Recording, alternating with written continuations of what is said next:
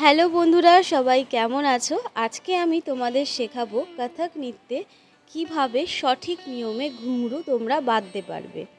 তো ঘুঙরুকে আমরা সবসময় পুজো করি, আর এই ঘুঙরু বাঁধার জন্য আমাদের সবার আগে লাগবে হচ্ছে দুটো অ্যাঙ্কলেট অথবা প্যাড, তোমরা যে কোনো একটা ইউজ করতে পারো। আমি এখানে অ্যাঙ্কলেট নিয়ে নিয়েছি দুটো। এবার এই অ্যাঙ্কলেটগুলোকে আমি পায়ে পরে নেব। অ্যাঙ্কলেট বা প্যাড ইউজ করলে ঘুঙুরটা কিন্তু ডাইরেক্ট আমাদের স্কিনের ওপরে চাপ পড়ে না, আর পা লাল হয়ে যাওয়া বা র্যাশেস হওয়া এই ধরনের কিছু হয় না। তো সেই কারণে আমরা প্যাড বা এই ধরনের অ্যাঙ্কলেট ইউজ করে থাকি। সবার আগে আমরা অ্যাঙ্কলেটটাকে ভালোভাবে পরে নিলাম।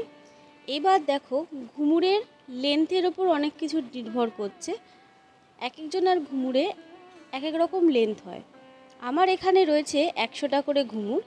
দেখো, প্রথমে যে দড়িটা রয়েছে লম্বা দড়ি ঘুঙুরের সাইড দিয়ে, সেই দড়িটাকে আমি বুড়ো আঙ্গুলের চারপাশ দিয়ে গোল করে ঘুরিয়ে ভালো করে টাইট করে বেঁধে নিলাম।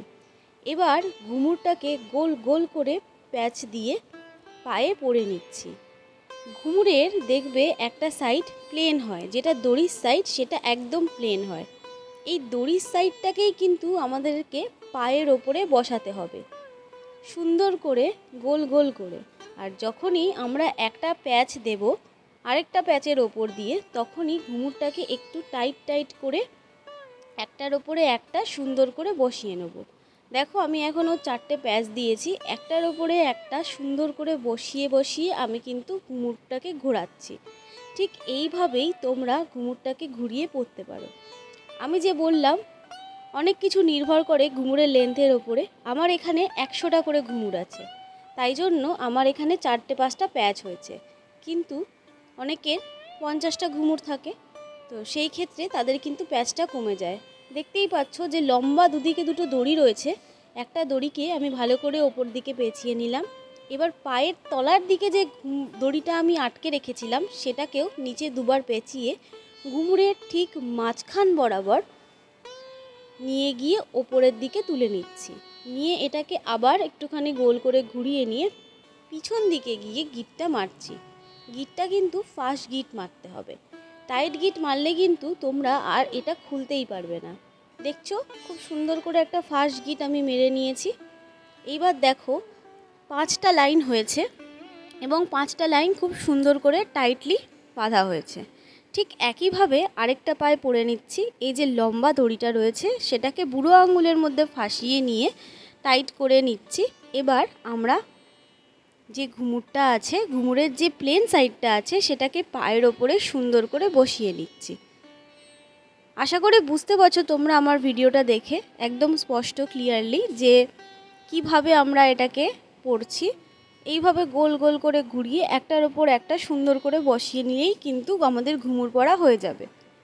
আমার এখানে যেহেতু 100 ঘুঙুর আছে, সেহেতু বুঝতেই পারছো অনেকটা বেশি আমাকে গোল গোল করে ঘোরাতে হচ্ছে। কিন্তু যাদের কম ঘুঙুর আছে তাদের কিন্তু এতটা গোল করে না ঘোরালেও হবে, অথবা যাদের বেশি ঘুঙুর আছে তারা কিন্তু আরও বেশি এটাকে গোল করে ঘুরিয়ে এইভাবেই কিন্তু পরে ফেলবে। তোমরা অনেকেই নাচ করতে করতে বলো যে খুব তাড়াতাড়ি ঘুঙুর খুলে যায়। এই প্রসেসটা ফলো করে যদি তোমরা ঘুঙুর পরো তাহলে কিন্তু আশা করছি নাচতে নাচতে তোমাদের খুব সহজে ঘুঙুর খুলে যাবে না, আর অনেকক্ষণ কিন্তু ঘুঙুরটা ঠিক থাকবে। দেখো, এই যে ছোট্ট দড়িটা বেরোলো, এটাকে এবার নিচের যে দড়িটা আমি রেখেছিলাম সেই দড়িটাতে গোল করে ঘুরিয়ে ঘুঙুরের মাঝখান দিয়ে নিয়ে ওপর দিকে নিয়ে তারপর ওই ছোট্ট দড়িটার সঙ্গে ভালো করে বেঁধে দেবো। তো তোমরা বন্ধুরা সঠিক নিয়মে এইভাবে ঘুঙুর পরে চেষ্টা করো। দেখো, তোমাদের ঘুঙুর অনেকক্ষণ থাকবে, নাচতে নাচতে সহজে খুলে যাবে না, আর দেখতেও অনেকটা সুন্দর লাগবে।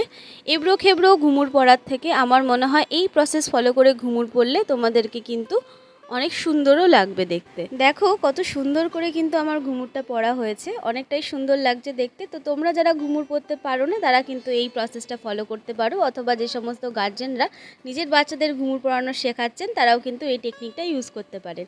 তো তাহলে অবশ্যই লাইক, কমেন্ট আর সাবস্ক্রাইব করে দিও। দেখা হচ্ছে তোমাদের সঙ্গে নেক্সট ভিডিওতে।